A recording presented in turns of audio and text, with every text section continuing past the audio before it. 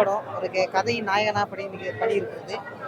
இதை இன்னும் நிறைய ப்ரொமோட் பண்ணுறது வந்து உங்கள் கையில் மட்டும் தான் இருக்குது. ஸோ உங்ககிட்ட ஒப்படைச்சிக்கிறேன் இந்த படத்தை, மக்களாகிய உங்ககிட்ட இன்னும் நிறைய ஸ்க்ரீன் கிடைக்கணும் அப்படின்னு சொல்லிட்டு நான் அந்த கடவுள்கிட்ட ப்ரே பண்ணிக்கிறேன். Thank you so much.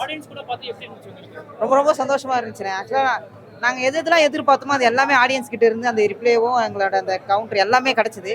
நாங்கள் ஒரு இதில் வந்து காமெடி சீன் கம்மி தான், ஆனால் நாங்கள் கொஞ்சம் கொஞ்சம் யூஸ் பண்ணியிருப்போம். அதுவும் காமெடியாக ஒர்க் அவுட் ஆகிருக்கு, எமோஷனலாக நிறைய ஒர்க் அவுட் ஆகிருக்கு, சென்டிமெண்ட்டாகவும் நிறைய ஒர்க் அவுட் ஆகிருக்கு. அது வந்து எல்லாருமே எங்களுக்கு சொல்லியிருக்காங்க. ஸோ ரொம்ப சந்தோஷமாக இருக்குண்ணே எனக்கு இது இதாக.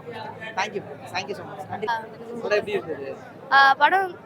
ஆக்டிங் வைஸும் ஸ்டோரி ரைட்டிங் வைஸும் சூப்பராக இருந்தது.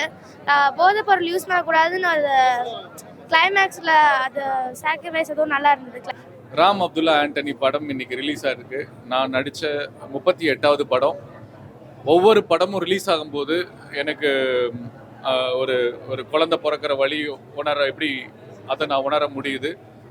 எகெயின் அதே பிரச்சனை தான், தேட்டர் கிடைக்கல. தமிழ்நாடு முழுக்க எங்களுக்கு 60 தேட்டர் தான் கிடைச்சிருக்கு. ரொம்ப ரொம்ப சின்ன பட்ஜெட் படம், 2-3 கோடியில் எடுக்கப்பட்ட படம். எல்லாரும் படம் பார்த்த எல்லாருமே நல்லா இருக்குன்னு சொல்கிறாங்க.